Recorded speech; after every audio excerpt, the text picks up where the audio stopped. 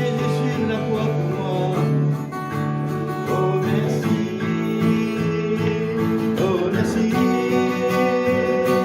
Je t'adore, je t'adore. Oui, je t'aime parce que tu m'aimes, parce que tu m'as aimé le premier. Tu m'as aimé le premier. Tu m'as aimé le premier. C'est pourquoi je t'aime. Et si nous sommes là, c'est parce que Dieu nous a touchés. Amen. Amen. Et cette grâce de Dieu, elle est forte. Elle a la valeur du sang de Jésus. Alléluia.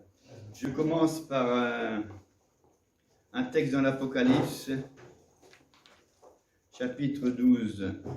Ensuite, je demanderai à notre frère la technique d'agir. Verset 10. Et j'entendis dans le ciel une voix forte qui disait: Maintenant, le salut est arrivé, ainsi que la puissance, le règne de notre Dieu et l'autorité de son Christ. Car il a été précipité l'accusateur de nos frères. Amen. Celui qui les accusait devant notre Dieu jour et nuit. Ils l'ont vaincu. Amen. Et il parle de l'Église là. Amen. Amen. Vous l'avez vaincu. Pourquoi? Amen. À cause de quoi? Sur deux points.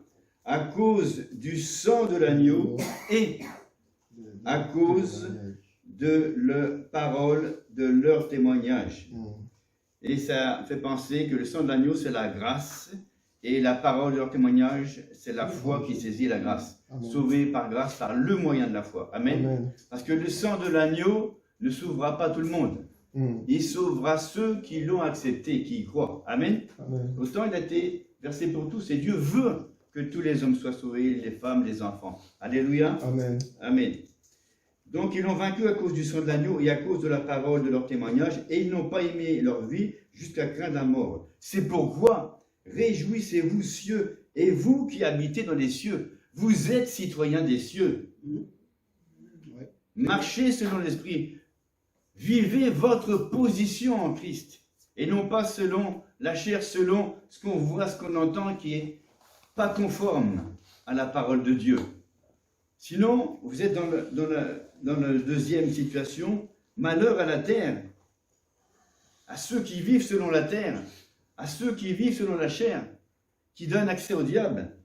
Car le diable est descendu vers vous, animé d'une grande colère, sachant qu'il y a peu de temps. Ça veut dire quoi? Qu'on a peu de temps pour annoncer l'évangile.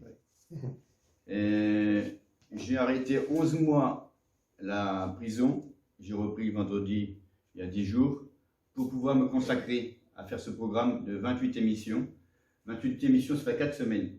C'est prévu que ça commence un lundi. Tous les dimanches, je parle de l'importance de s'arrêter, de faire le point avec Dieu, de donner la louange à Dieu qui lui revient. Et donc, ce que j'ai prévu, c'est qu'au bout de 4 semaines, avec les églises que je vais pouvoir collaborer, au bout de 15 jours, de lancer une pub pour dire on fait une action d'évangélisation, soit dans une salle publique, hein, ou si l'église, les locaux sont assez grands, dans ces locaux. Et là, les gens pourront être accueillis dans l'église où vous êtes. C'est pour ça que je vous fais connaître cette émission. Amen. Amen. Vous voyez, c'est le but. Parce qu'il est grand temps maintenant de passer à l'action. On a parlé. Mais vous savez, des sacs de blé dans un grenier, ça ne fera jamais une moisson. Ces émissions, comme vous l'avez entendu là, ça ne sauvera personne si on ne les fait pas écouter à ceux qui ont besoin d'entendre. Si on ne les met pas sur les radios, si on ne les met pas sur Internet, etc. Il y a encore du travail à faire. Maintenant, on est dans la phase diffusion. Donc, on va pouvoir travailler ensemble dans ce sens-là. Imaginez, vous avez 3D FM ici, vous avez Radio Camargue, Soleil, je ne sais plus quoi, hein, qui peuvent toucher de Nîmes jusqu'à Marseille. On peut faire un travail excellent. Et surtout, ici, ce qui vous concerne vous directement, c'est Arles. Et les alentours, je ne sais pas où vous habitez chacun personnellement, mais c'est de faire connaître maintenant ce programme. Et on va travailler dans ce sens-là. Amen. Amen. On va travailler, il y a différentes façons de travailler, mais gloire à Dieu, parce que le temps est très court. Et c'est très urgent, comme je l'ai lu tout à l'heure, Hein, le diable est descendu vers la terre et sait qu'il y a peu de temps. Et on voit depuis plusieurs mois, ces dernières années, combien il redouble dans la destruction. Mais nous, on fait quoi? C'est à nous d'apporter l'évangile. Et s'il lui reste peu de temps, ça veut dire qu'il nous reste peu de temps pour annoncer l'évangile. Vous êtes conscient de ça? Parce que le temps est court, il est très court, trop court pour beaucoup qui partent avant l'âge sans avoir entendu l'évangile. Donc, nous avons la balle dans notre camp, nous avons la responsabilité d'annoncer Jésus-Christ. C'est très urgent. Notre pays, l'Europe, notre civilisation est en train de s'effondrer. Notre civilisation sans Dieu est en train de s'effondrer. J'ai vu ça l'autre jour, il y a quelques jours.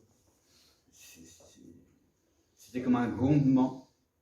Je sentais trembler et j'ai vu des choses. J'ai compris que c'était ça. Notre continent est en train de s'effondrer. Le continent européen. Et au niveau politique, au niveau moral, etc. Et si nous ne faisons pas quelque chose au niveau de l'évangile, tous ces gens qui ne connaissent pas Dieu, eh bien, leur sang nous sera demandé. Et je veux qu'on fasse tout notre possible. Amen. Amen. C'est possible, c'est possible. Il n'a pas dit c'est facile. Quand on dit courage c'est possible, c'est parce que c'est pas facile. Mais c'est possible. En comptant sur celui qui a la victoire sur la mort. Il était mort, il dit maintenant je vis, je suis ressuscité. Il tient les clés de la mort et du séjour des morts. Amen. Amen. Et quand on est en Christ, il n'y a plus de condamnation. Parce que la loi d'esprit de vie en Jésus-Christ qui est en nous, nous a libérés, affranchis de la loi du péché et de la mort. C'est pas pour nous ça. Amen. Amen. Mais on doit le donner aux autres. Alléluia. Celui qui est ressuscité, qui a vaincu la mort, vit en nous. Et si l'esprit de celui qui a ressuscité Jésus d'entre les morts vit en nous, il rendra la vie à nos corps mortels. Il va rendre la vie partout où on en a besoin. Alléluia. Amen. Partout, il va mettre de la vie. Proclamons la vie comme le prophète l'a fait sur les eaux desséchées, comme il a dit à Isaïe. Nous sommes aujourd'hui avec un Dieu qui ne change pas. Amen. Et il veut faire les mêmes choses. Proclamons la vie là où c'est la mort, là où ça va de travers. Mais on va proclamer celui qui donne la vie, Jésus-Christ. Amen. Amen. Alléluia. C'est très urgent. Je fais une lecture dans Colossiens, chapitre 3. On a déjà vu ça dans le passé, mais c'est bon de se le rappeler, versets 1 à 4, où Paul dit « Si donc vous êtes ressuscités avec Christ, cherchez les choses d'en haut, où Christ est assis à la droite de Dieu. Attachez-vous aux choses d'en haut et non à celles qui sont sur la terre. » Et Jésus, il a quitté son ciel de gloire, sa présence de Dieu, là où il était, pour venir pour ceux d'en bas. Et ça fait que si on est aux choses d'en haut, c'est s'occuper de ceux d'en bas. Amen. Nous sommes là pour ça, pour nous occuper de ceux d'en bas, de ceux qui sont en train de plonger, qui vont vers la mort. On est là justement pour cela. Car vous êtes morts et votre vie est cachée avec Christ en Dieu. Quand Christ, votre vie paraîtra, on pense toujours pour après, après notre mort, etc. Mais il veut paraître dans notre vie. Nous sommes membres du corps de Christ. Nous sommes le corps de Christ. Et il veut paraître aujourd'hui dans son corps. Les gens attendent après la révélation de Christ en nous. Amen. Quand Christ, votre vie paraîtra, et quand est-ce qu'il va paraître? Quand vous allez parler, quand vous allez témoigner de lui, quand vous allez vivre Jésus. Amen. Quand Christ, Amen. Amen. Alléluia. J'ai eu l'impression d'être seul à un moment. Quand Christ, votre vie, paraîtra, alors vous paraîtrez aussi avec lui dans la gloire. Vous allez vous réjouir de tous ceux qui vont se donner au Seigneur. Alléluia. Vous allez les conduire jusqu'au point où vous en êtes au moins aujourd'hui, puisque vous vivez. Ce que vous vivez aujourd'hui, c'est le résultat de votre foi. Donc, vous êtes capable de leur communiquer ce que vous vivez aujourd'hui. Amen. Amen. Donc, il y a du pain sur la planche. Merci Seigneur. C'est une chose extraordinaire. Et bien pour cela, affectionnons-nous aux choses d'en haut, soyons concrets, planifions nos actions. C'est ce qu'on va faire. On va travailler à cela pour gagner des âmes à Christ. Amen. Voyons ce que dit Jésus dans Jean 4. Jean 4, je commence la lecture à partir du verset 32. Jésus dit à ses disciples, « J'ai à manger une nourriture que vous ne connaissez pas. » Les disciples se disaient donc les uns aux autres, « Quelqu'un lui aurait-il apporté à manger ?» Jésus leur dit, « Ma nourriture est de faire la volonté de celui qui m'a envoyé et d'accomplir son œuvre. » Lire la Bible, tout ça, ça ne me nourrit pas. Selon Jésus, ça ne me nourrit pas.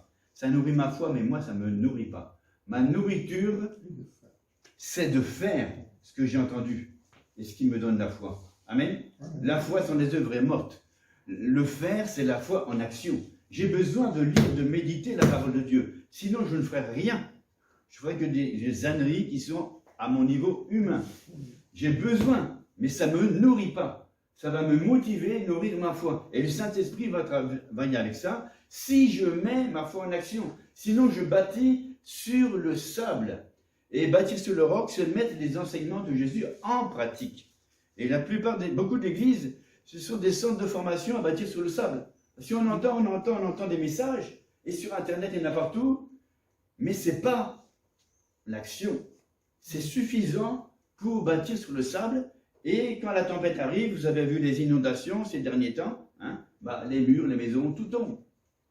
Parce qu'on ne met pas en pratique. On n'a pas fondé sur la pratique de la parole de Jésus. Donc ma nourriture, ce n'est pas d'entendre, ce n'est pas d'écouter, ce n'est pas de méditer, c'est de mettre ça en pratique, c'est de faire la volonté de celui qui m'a envoyé et d'accomplir son œuvre. Et sa volonté, c'est que tous les hommes soient sauvés, entre autres. C'est quand même important. Amen. C'est pour ça que vous êtes là. Parce que quelqu'un a le courage, ou d'une façon ou d'une autre, vous avez entendu l'évangile par quelqu'un. Donc, à nous de passer le relais. Alléluia. Amen. Il continue, ne dites pas qu'il y a encore 4 mois, j'ai le temps, jusqu'à ma non, tu es en train de flipper là avec tes visions et ceci et cela. Non, non. Ne dites pas ça. Voici, je vous le dis, levez les yeux, voyez comme je vois. Voyez à mon niveau et non pas au niveau charnel. Levez les yeux et regardez comme je vois les champs qui déjà blanchissent pour la moisson. Et c'est grand temps de la rentrée, parce que quand l'orage arrive, c'est trop tard. Celui qui moissonne reçoit un salaire et amasse des fruits pour la vie éternelle, afin que celui qui sème et celui qui moissonne se réjouissent ensemble. Car en ceci, ce qu'on dit est vrai, l'un sème et l'autre moissonne. Je vous ai envoyé moissonner où vous n'avez pas travaillé, d'autres ont travaillé et vous êtes entrés dans leur travail. Là, on a l'action du corps de Christ. On ne peut pas dire à l'autre, j'ai pas besoin de toi. Christ veut agir avec un corps qui agit, pas un corps qui dort. Un corps en marche, et non pas, sinon c'est un corps au pied. C'est une affaire qui ne marche pas, ça. Vous voyez? On a besoin d'être actif. Voyons quelques instants dans 1 Corinthiens 12. On fait un survol général au niveau du corps de Christ, car comme, verset 12, car comme le corps est un, le corps est un. Je n'ai pas un bras qui est là-bas, un pied qui est ailleurs, etc. Je fais un avec moi-même. Car comme le corps est un, il y a plusieurs membres. Et comme tous les membres du corps, malgré leur nombre, ne forment qu'un seul corps, ainsi en est-il de Christ. Nous avons tous, en effet, été baptisés dans un seul esprit pour former un seul corps, soit juif, soit grec, soit esclave, soit libre, et nous avons tous été abreuvés d'un seul esprit. Ainsi, le corps n'est pas un seul membre, mais il est formé de plusieurs membres. Ce que j'ai fait là, j'aurais jamais pu le faire tout seul. Depuis des années, il y a des frères et sœurs qui nous soutiennent au niveau de notre ministère pour nous donner à temps plein pour ce qu'on fait, y compris pour la prison, etc. Il y a des gens qui prient, il y a des gens qui donnent financièrement, etc.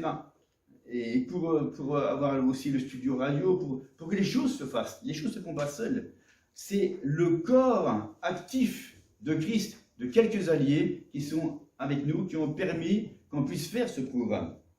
On ne peut pas dire, j'ai pas besoin d'eux. J'aurais fait quoi?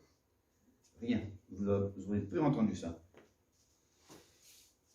Ainsi, le corps n'est pas un seul membre, mais il est formé de plusieurs membres. Et si le pied disait, parce que je ne suis pas une main, je ne suis pas du corps, ne serait-il pas du corps pour cela?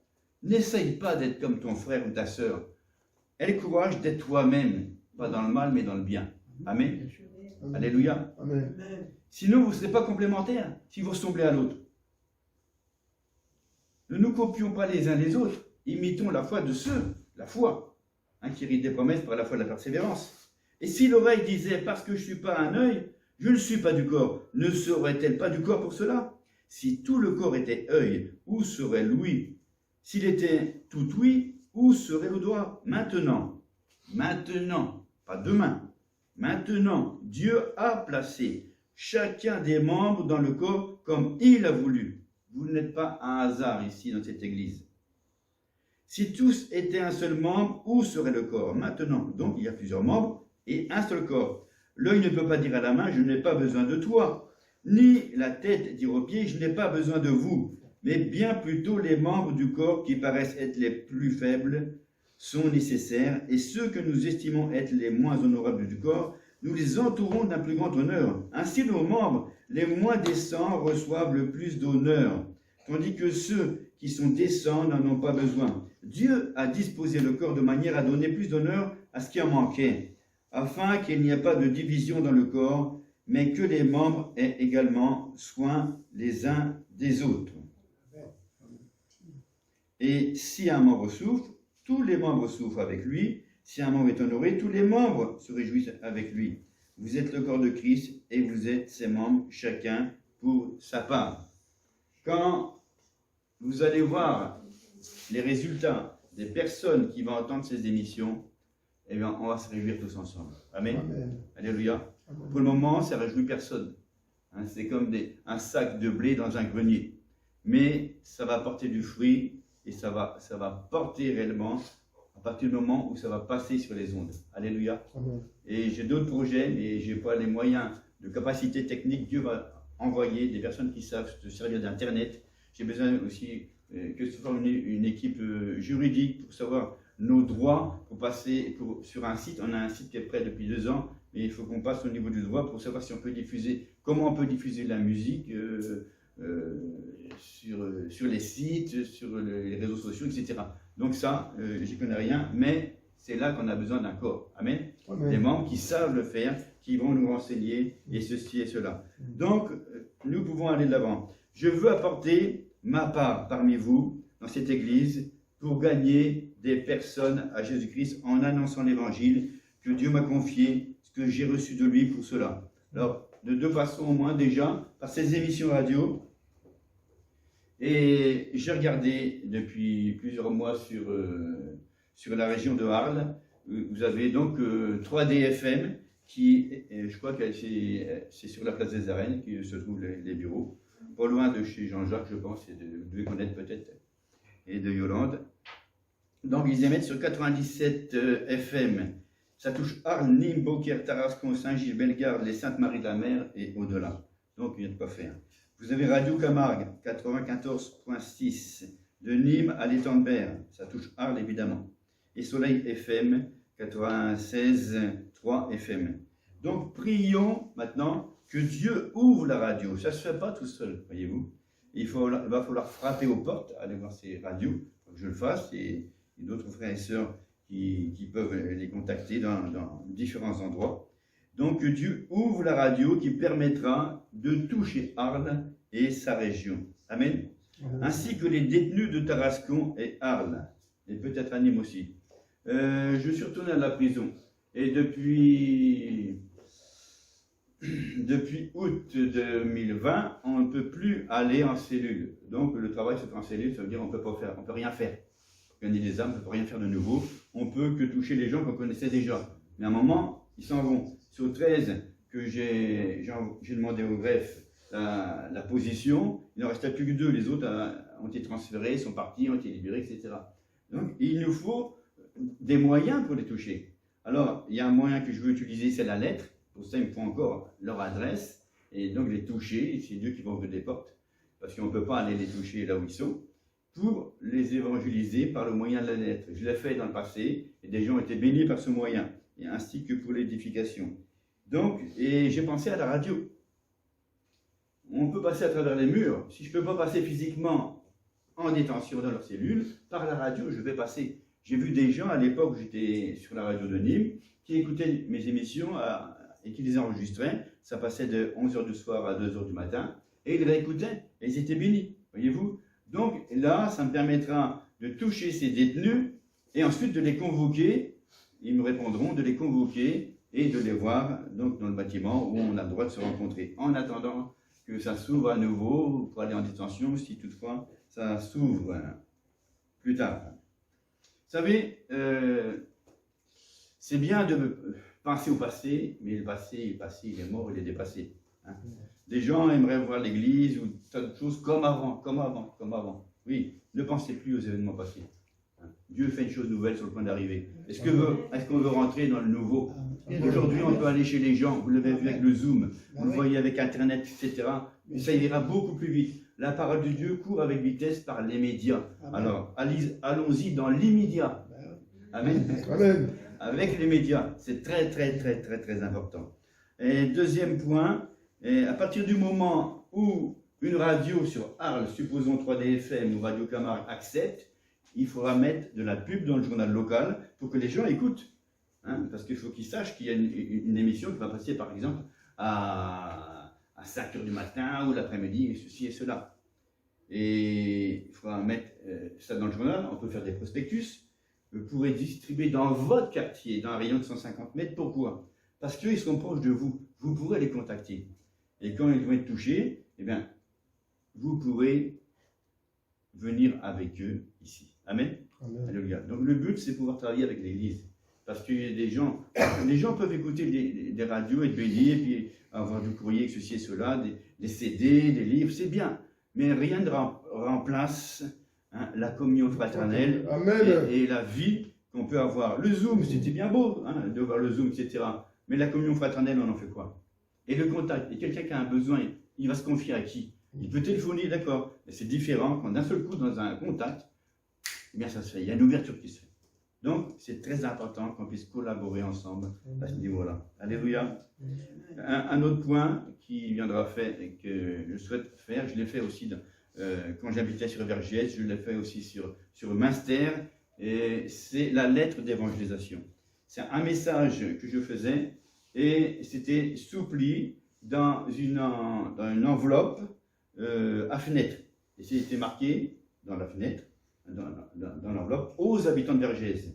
Pour Colmar, par exemple, aux habitants de Colmar. Pour Arles, aux habitants de Arles, et sa région, etc. C'est personnalisé. Et les gens lisent, il y a un talent de décision, ils peuvent recevoir Jésus, parce que tout comme à la radio, il y a une prière pour le salut, ils peuvent recevoir Jésus, et ensuite on peut correspondre avec eux, ils peuvent avoir la littérature, et on peut téléphoner, et puisque c'est dans le coin, dans la région, vous allez vous occuper. Amen. Et c'est... Ouais.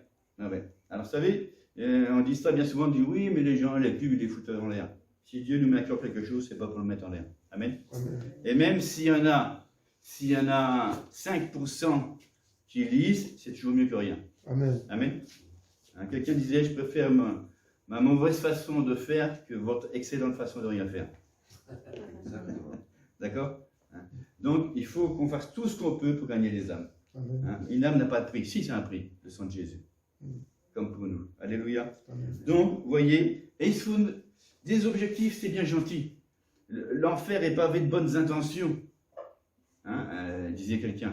Mais il faut un objectif temps. Maintenant, il faut arrêter ça. Moi, je me dis, il y a un objectif temporel, il faut mettre ces choses en place dès maintenant. D'ici 3 mois, ça doit être actif. On doit pouvoir écouter des émissions radio sur Arles. On doit pouvoir distribuer des lettres dans des boîtes aux lettres dans votre quartier, dans votre région. Et au-delà de ce que vous voulez faire tout Arles, vous le ferez. Il faut s'organiser, quadriller, etc. C'est un travail que vous allez faire. Amen. C'est possible. Alléluia. Amen. Alléluia. Merci Seigneur. Et ensuite, il y aura une autre phase, au bout des 3 mois, c'est de pouvoir toucher maintenant la francophonie. Et pour ça, j'ai besoin qu'il y ait des ouvertures sur les sites, et par les réseaux sociaux aussi, et de me renseigner, d'avoir les bonnes infos pour mettre notre site en marche, pour que ça puisse diffuser bien au-delà. Quand on est sur une radio, on n'a pas de problème au niveau des droits, c'est la radio qui s'en occupe. On fait avec la radio, Et puis voilà. Donc, allons dans la première étape. Hein, déjà, faisons ce qu'on peut. Alors, il faudra une stratégie hein, qui soit claire et précise. On va y travailler, savoir qui fait quoi, hein, répartir les tâches par compétence. La motivation est importante. Hein, les capacités de consécration hein, de chacun, c'est important. On dit, je veux me donner à ça maintenant. Et quand vous prenez un engagement, soyez ferme dans votre engagement. Fidèle. D'accord? Fidèle, c'est très, très, très, très important. C'est comme ça que les choses se font. Vous savez, on va aller travailler, j'ai travaillé dans le monde, etc. Et vous travaillez, ceux qui travaillent, le travail commence à 8h du matin, vous n'allez pas arriver à 8h15. Ni même à 8h02. On arrive plutôt avant. Voyez-vous? Alors, Dieu, il mérite encore plus notre attention. Amen. Alors, soyons sérieux dans les choses de Dieu pour travailler efficacement. On ne fait pas ça, vous savez, on ne fait pas ça en amateur, même si on n'est pas des pros. Ayons la mentalité. Amen. Et on se perfectionne en faisant. Amen. Alléluia. Dans 3 mois, nous passerons à l'étape suivante. Mais maintenant, commençons maintenant dans ce qu'on peut faire, dans ce qu'on va pouvoir agir, tout simplement. Alors, on va pouvoir prier que Dieu nous envoie une équipe juridique aussi, que Dieu ouvre les stations ici, soit 3D FM, Radio Camargue ou Soleil FM. Dieu le sait, hein, ce qui va pouvoir toucher les gens au maximum et toucher en même temps et que ce soit autorisé sur les prisons de Harlay et de Tarascon. Vous voyez, on va vraiment pouvoir entrer. Vous savez, la vision de la radio, dès que j'ai commencé, pour moi, c'est le ministère de Jésus qui rentre à travers les murs. Et à l'époque, je faisais du porte-à-porte sur Lunel. Et dans le même temps, quelques temps après, c'est là que Dieu m'a ouvert la porte de la radio. J'ai commencé sur Lunel. Et je suis retourné dans ces immeubles pour faire connaître ces émissions par des prospectus. Je voulais les mettre dans les boîtes aux lettres. C'était fermé, ils avaient mis des interphones. Alors bon, je me débrouille toujours avec la grâce de Dieu.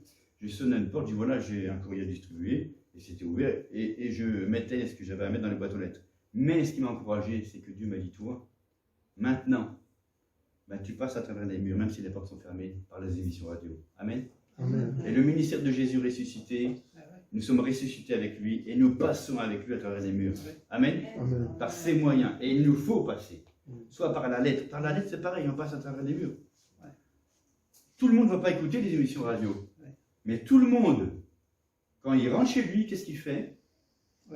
La boîte aux lettres. Oui ou non? Oui.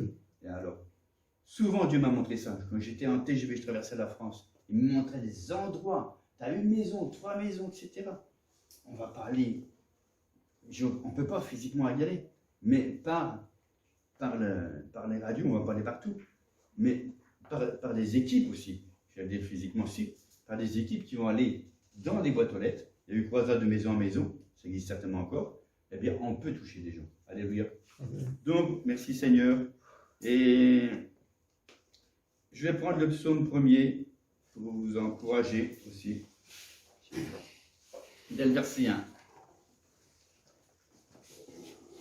Il dit « Heureux l'homme qui ne marche pas selon le conseil des méchants. » Et là, ce que je veux dire, c'est que vous allez gagner des personnes, vous allez toucher les familles.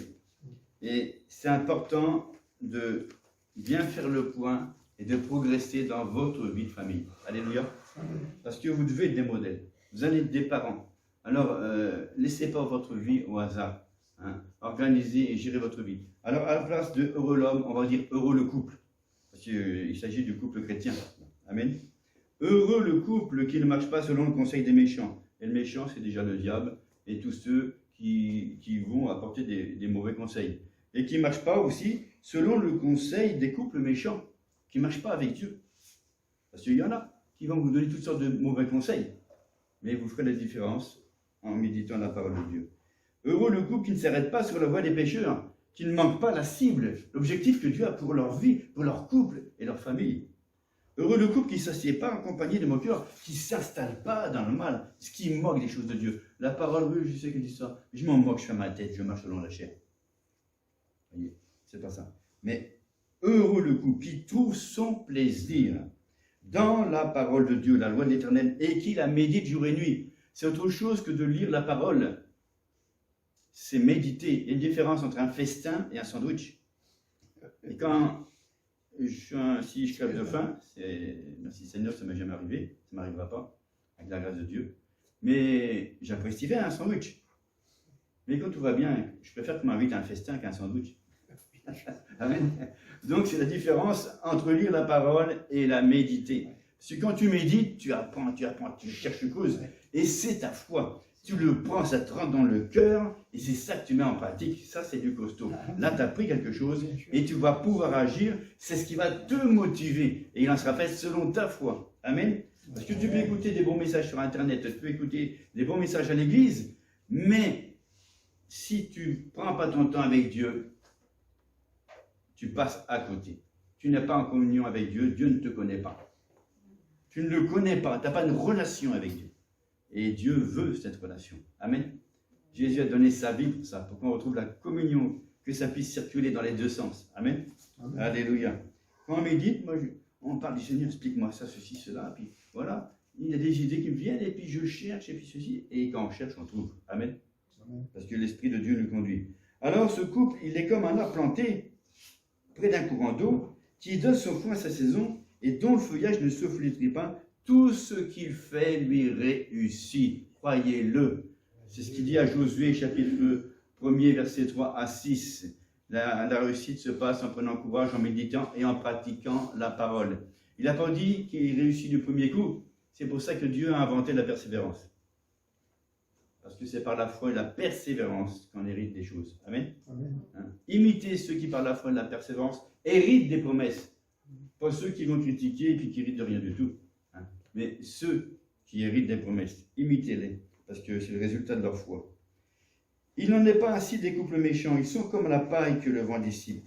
Quand tu médites la parole, tu ne te dissipes pas. Tu es en train de te caler sur un sujet, tu le travailles, tu ne vas pas dans tous les sens. Et l'esprit, il est là en train de te ramener, de te faire découvrir. Mais autrement, tu vas dans tous les sens. C'est pourquoi les méchants, les couples méchants ne résistent pas au jour du jugement, ni les couples pécheurs dans l'assemblée des justes. Car l'Éternel connaît la voie des couples justes, et la voie des couples pécheurs mène à la ruine. J'ai mis spécialement, j'ai personnalisé avec le couple, et si le couple vit bien, les enfants vont bien vivre. Amen. Amen. C'est important. Le gros problème, la grosse crise qui a démarré dans le jardin d'Éden, c'est au niveau du couple.